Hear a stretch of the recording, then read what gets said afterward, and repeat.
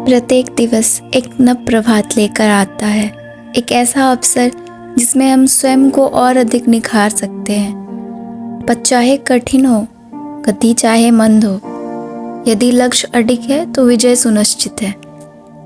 आंखें नहीं खुल रही है, फिर भी आंखें खोलना जरूरी है।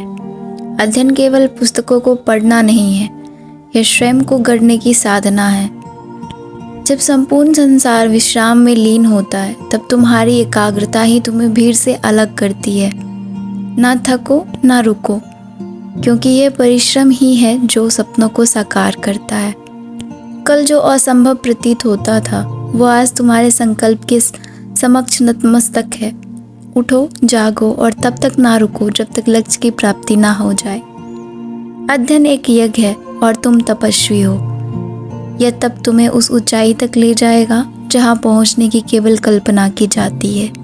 नमस्कार, सुप्रभात। मैं लीसा। मैं आपका हार्दिक स्वागत करती हूँ इस अध्ययन यात्रा में, जहां लक्ष्य केवल परीक्षाओं में उत्तीर्ण होना नहीं, अपितु स्वयं को एक श्रेष्ठ संस्कार में ढालना भी है। यह एक प्रयास है अनुशासन, समर्पण और निरंतरता के माध्यम से अपने सपनों को साकार करने का। इस ब्लॉग के प्रत्येक दृश्य में आपको परिश्रम की वह चुप्पी सुनाई देगी जो सफलता की सबसे सशक्त पुकार होती है। तो आइए मेरे साथ इस साधना में सहभागी बनिए, जहां हर दिन एक नया पन्ना है और हर प्रयास सफलता की ओर एक नया कदम। तो सुबह की शुरुआत मैंने करंट अफेयर से की, जो कि मुझे कठिन लगता है, इसलिए मैं उसे सुबह के समय में पढ़ती हूँ ताकि मेरे दिमाग में अच्छे से वो आ जाए और मैं भूलूँ ना। और आज इस स्टडी चैलेंज का दूसरा दिन भी है, जिसमें मैंने सबसे पहले तो करंट अफेयर कंप्लीट कर लिया, मुझे जितना करना था। उसके बाद मैं मॉडर्न हिस्ट्री पे आती हूँ, जहाँ मैंने पिछले वाले टॉपिक को ही कंटिन्यू रखा। और इसमें उसके बाद दूसरा टॉपिक आ गया था मुंडा विद्रोह, कोल विद्रोह, रंपा विद्रोह, खासी विद्रोह, खोंड एवं सवार विद्रोह।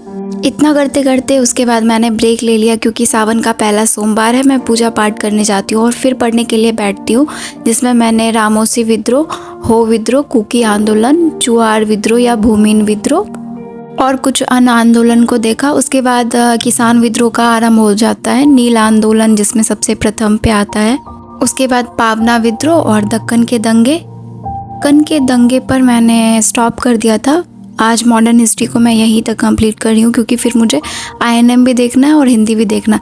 मैं बस इम्पॉर्टेंट अब जो पॉइंट मैंने किया है उसको मैं बता रही हूँ, क्योंकि डिटेल जब मैं बताने लगती हूँ तो बहुत कुछ छूट जाता है और मैं पूरा बता भी नहीं पाती हूँ। यहाँ पे मैं वही मॉडर्न हिस्ट्री वाले पार्ट को ही लिख रही थी, तभी से मैंने लेक्चर देखा था, बीच में कुछ मेन पॉइंट को लिखते जा रही थी और अब मैं डिटेल में लिख रही थी। इसके बाद जब मैं इसको कंप्लीट कर लेती हूँ, फिर मैं INM पे आती हूँ, इंडियन नेशनल मूवमेंट पे, जिसको कि हम 3 फेज़ में देख सकते हैं।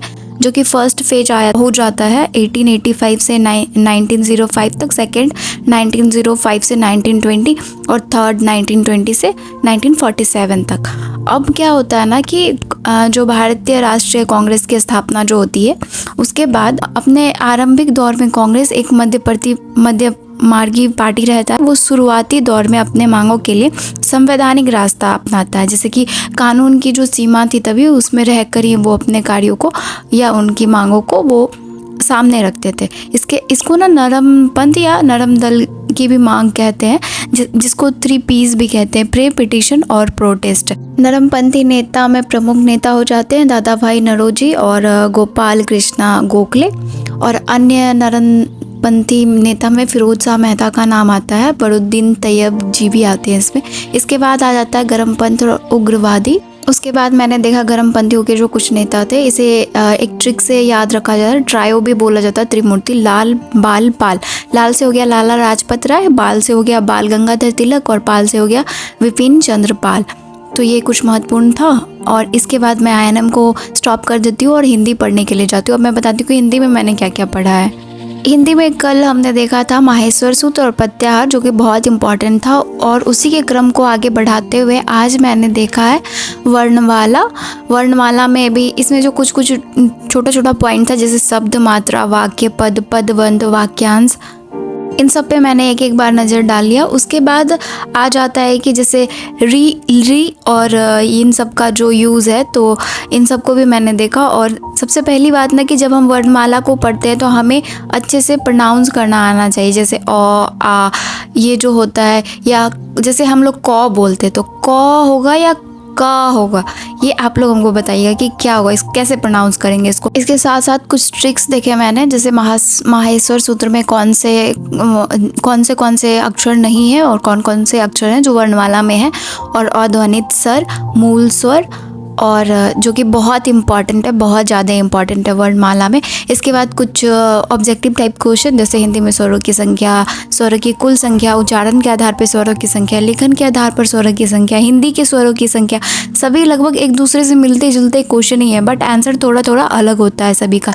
इसके बाद मैंने अनुस्वार विसर्ग देखा, यहाँ पे हो गया था 5:21। उसके बाद मैं स्टॉप कर देती हूँ, थोड़ा सा बाहर देखती हूँ।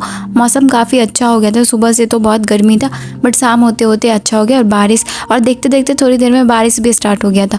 और अभी मैं अपना पढ़ाई बंद कर देती हूँ और थोड़ा सा फ्रेश हो लेती हूँ, क्योंकि फिर मैंने सोचा कि खाना पीना देख लेते हैं, उसके बाद हम रात में पढ़ने के लिए बैठ जाएंगे।